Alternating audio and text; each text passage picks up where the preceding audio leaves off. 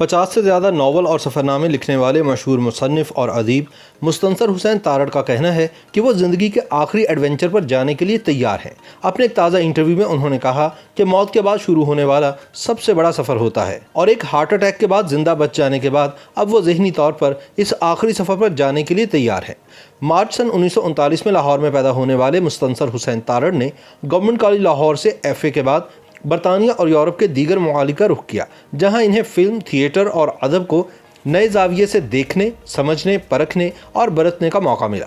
انہوں نے 5 برس یورپ گزارے اور ٹیکسٹائل انجینئرنگ کی تعلیم حاصل کر کے پاکستان واپس لوٹے۔ پھر انہوں نے ٹی وی ڈراموں میں بھی کام کیا۔ سن 1969 میں بذریعہ سڑک 17 ممالک کی سیاحت کی اور کئی سفرنامے لکھے، بلکہ آج تک لکھ رہے ہیں۔ ان کی کئی کتابوں کے تراجم انگریزی سمیت دنیا کی کئی زبانوں میں ہو چکے ہیں۔ روس کی ماسکو یونیورسٹی کے شعبہ اردو میں ان کے ناول وہاں کے نصاب کا حصہ بھی ہیں۔ مستنصر سن 1970 میں شادی کے بندھن میں بندھے۔ ان کے 2 بیٹے اور 1 بیٹی ہے۔ شادی سے پہلے اوائل جوانی میں ماڈلنگ اور اداکاری کی، پھر ٹیلی ویژن میں مستقل طور پر خود کو صرف میزبانی تک محدود کر لیا۔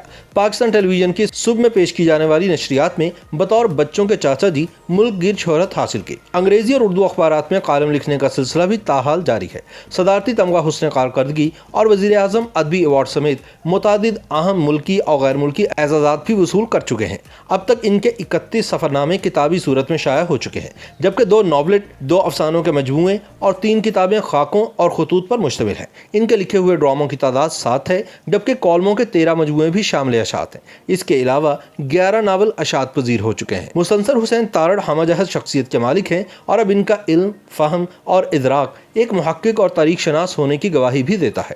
ایک انٹرویو میں ان کا کہنا تھا کہ میرا تعلق چونکہ ایک کاشتکار خاندان سے ہے، اس لیے ہمارے گاؤں میں پڑھنے لکھنے کا رجحان نہیں تھا۔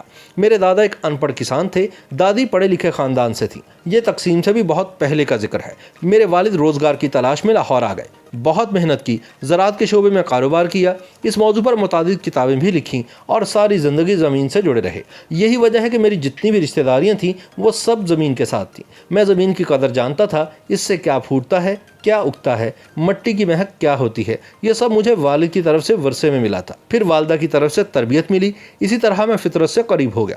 میں نے جن لوگوں کو پڑھا انہوں نے بھی مجھے بہت متاثر کیا، جیسے لیو ٹولسٹائی، یاسر کمال اور حضرت فرید الدین عطار رحمۃ اللہ علیہ۔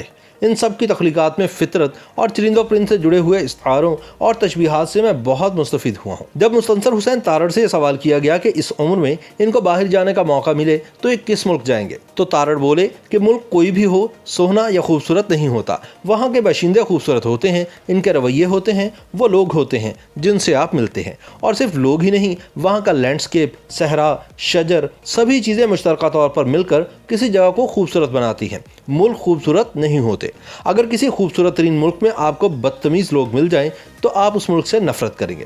ہاں، اگر صرف لینڈسکیپ کی بات کی جائے تو افغانستان کی کیا ہی بات ہے، ابھی تک اوریجنل لینڈسکیپ ہے وہاں، باقی ملک بھی ہیں۔ کہتے ہیں کہ میں نے کوئی 15 کتابیں اپنے شمالی علاقوں کے بارے میں لکھی ہیں، تو اس لینڈسکیپ میں بھی کوئی خاص بات ہے، لیکن ویسے مجھے اب کسی خاص ملک میں جانے کا شوق نہیں رہا، اب بس اپنے شہر اور اپنے گھر کی خواہش ہے۔ جب سوال کیا گیا کہ کیا ماضی میں ایڈونچر پسند کرنے والے مستنصر حسین کا سفر ختم ہو گیا ہے، تو بولے کہ بالکل نہیں، یہ سفر اس لیے ختم نہیں ہوا کہ موت کے بعد شروع ہونے والا سب سے بڑا سفر تو ابھی باقی ہے، سب سے بڑا ایڈونچر ابھی شروع ہونا ہے، اور میں اس کے لیے تیار ہوں۔ جب تارڑ سے پوچھا گیا کہ چند برس پہلے ہارٹ اٹیک کے بعد سے آپ نے موت کا ذکر بہت کثرت سے کیوں کرنا شروع کر دیا ہے، تو بولے کہ موت کا ذکر میں پہلے بھی کیا کرتا تھا، لیکن ظاہر ہے کہ اب ایک ذاتی تجربہ بھی ہو گیا ہے۔ جب مجھے آپریشن کے لیے لے جایا جا رہا تھا تو مجھے یوں لگا کہ جیسے میری والدہ وہاں پہنچ گئی ہیں، سادہ سے کپڑے تھے، ویسے ہی جیسے ایک دیہات کی ماں ہوتی ہے۔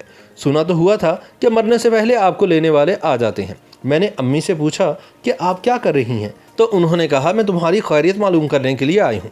مجھے حوصلہ ہوا کہ چلو شکر ہے، لینے نہیں آئی۔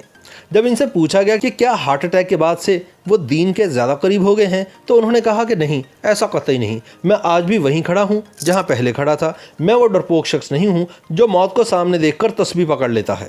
جو میں ہوں وہ میں ہوں، میں تو بلے شاہ کا مرید ہوں۔ YouTube پر گوگلی نیوز دیکھنے کے لیے youtube.com کی سرچ بار میں googly news T V type کریں۔ گوگلی نیوز کے پیج پر سرخ رنگ کے سبسکرپشن والے بٹن پر کلک کرنا نہ بھولیے۔ YouTube پیج پر اپلوڈ ہونے والی ویڈیوز سے باخبر رہنے کے لیے بیل آئیکن پر کلک کیجیے۔ آپ کو ہر نئی ویڈیو کے بارے میں نوٹیفیکیشن موصول ہو جائے گا۔